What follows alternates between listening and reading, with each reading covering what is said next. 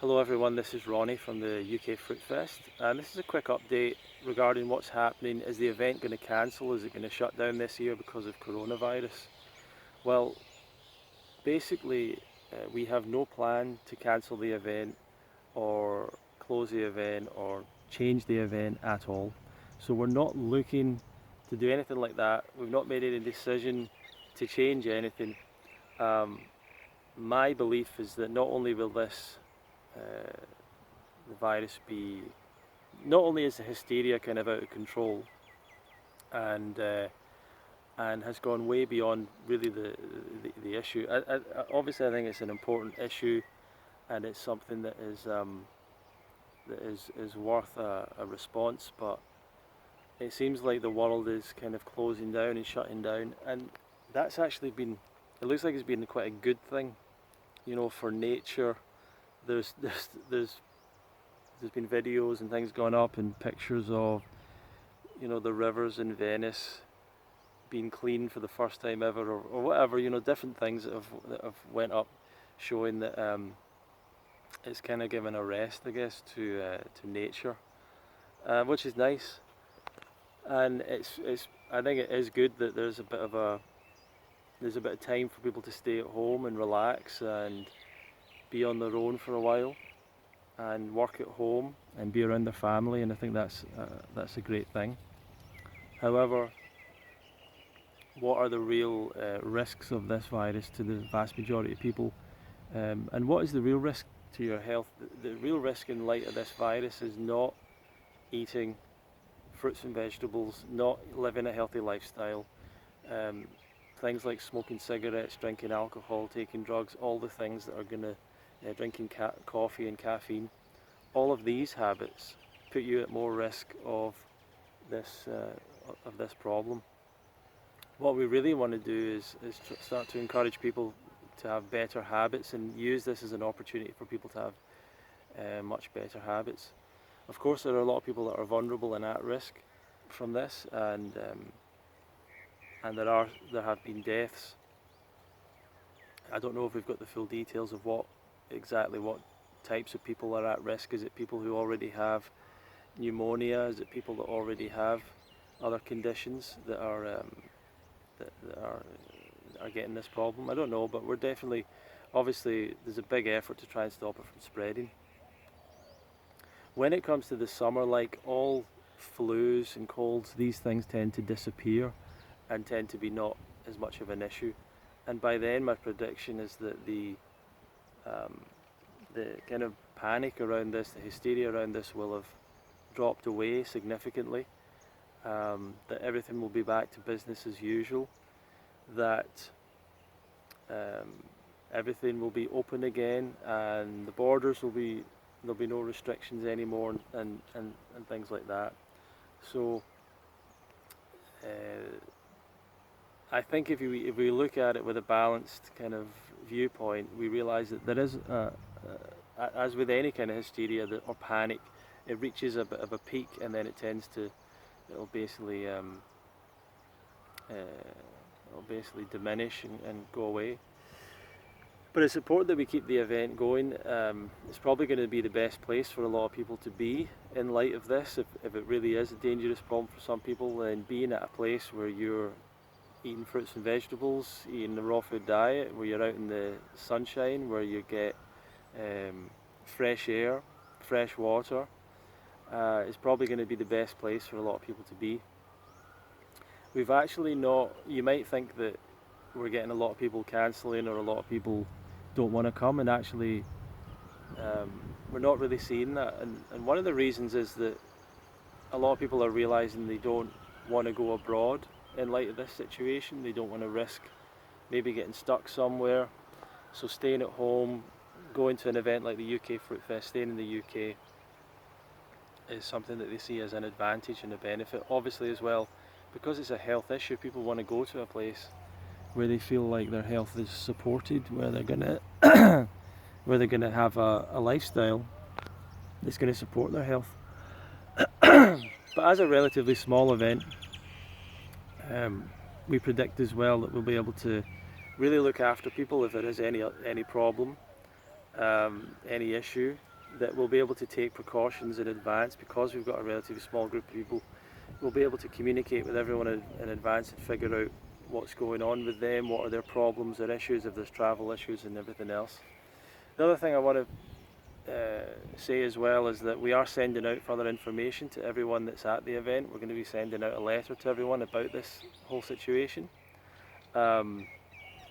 We have a cancellation policy in place for a reason. If anyone finds out or figures out they're not able to make it because of this, whether through travel or through illness or whatever, that they're able to cancel and get a full refund.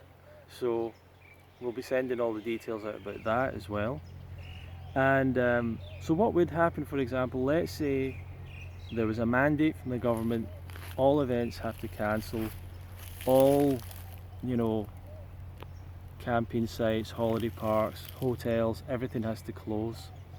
What would we do in the event of that? Well, obviously we would find out, we would speak to the venue we work with to find out if we're not able to go ahead. And if that was the case, we would look to do something alternative. If we literally cannot go anywhere, we literally cannot hire a place, there's just no way of doing it, then of course, firstly, we're going to give an option to people to refund, to get the money back if they can't make it. But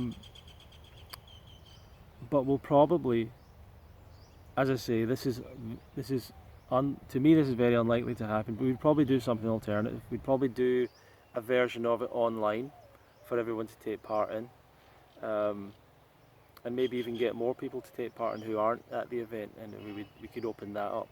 So we could do an online version. I don't particularly want to do that because for me it's the community experience. The special thing about the festival is being around other people. But the education is a big part for a lot of people as well. So for those people, a lot of those people might be happy for it to be an online option, and we would make that option available to people. If we did, so what we could do is you could refund, you could postpone it for a year, and come back another time, and we do it like that. Or we might do an online event. So different options that we'll offer to people, and yeah, we try our best to put ourselves in a position where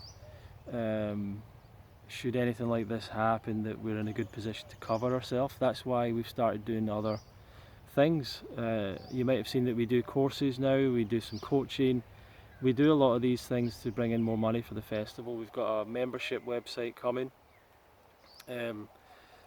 Putting on a festival is a risk, or an event is a risk at any time, because something like this can happen, and could potentially shut it down. So it's a big risk financially, putting it on.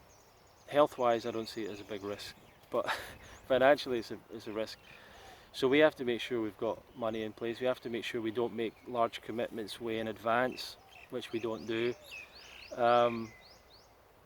The only money really we put in advance of the festival is the deposit for the venue, which is quite small, and the what we spend in marketing and advertising, and so that's the money that we put in advance. And yeah, we try and design the event to make sure that if something like this happens, that we have the ability financially to deal with that. But basically we're going to roll with it and see what happens. My complete outset, the way that I'm looking at this is this event is going ahead. As long as there's not some nationwide ban on venues being open, we will put it on, whether it's in Croft Farm, whether it's another place nearby, whether we have to change it to a hotel. We will put this event on. If we have to lose money to put it on, we'll do that.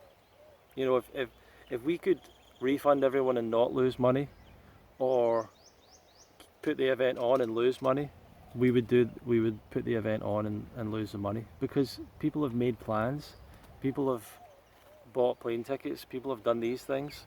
So we don't want to mess up people's the plans for the summer.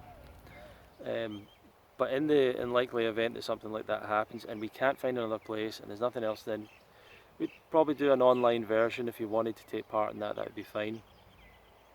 And we're just going to do our best. We're going to roll with the punches. We're going to ask people what they want. We're going to, but basically we're going to keep going because it's really important for us to get this message out there. This is the best time ever for us to get a message out about health and about the raw vegan diet, about fruit-based diet, about the fact that this is the best thing for you to be doing in light of coronavirus or any virus, is to boost your health by practicing the kind of highest level of healthy living possible.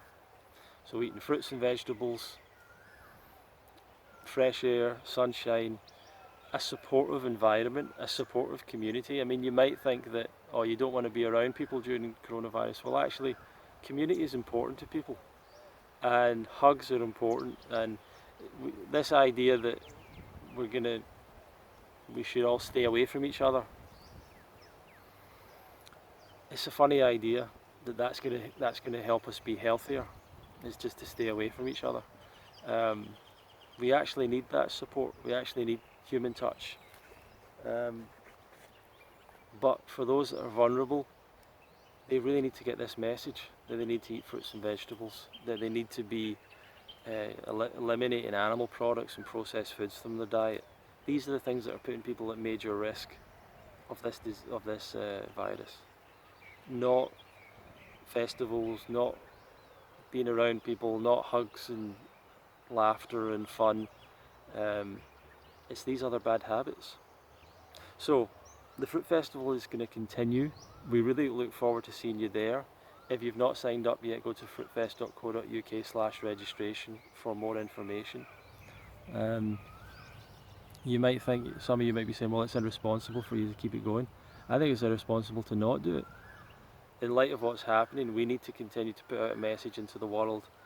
When it comes to health, we need to be going towards a healthier lifestyle. We need to take that power into ourselves. And still the biggest risk to your life and to your health is heart disease, cancer, diabetes, autoimmune diseases. None of these are a virus. None of these can you catch from another person. You can catch bad habits from another person, but you cannot catch a virus. And we want you to catch some good habits. So, thank you very much, and we'll see you at the Fruit Festival.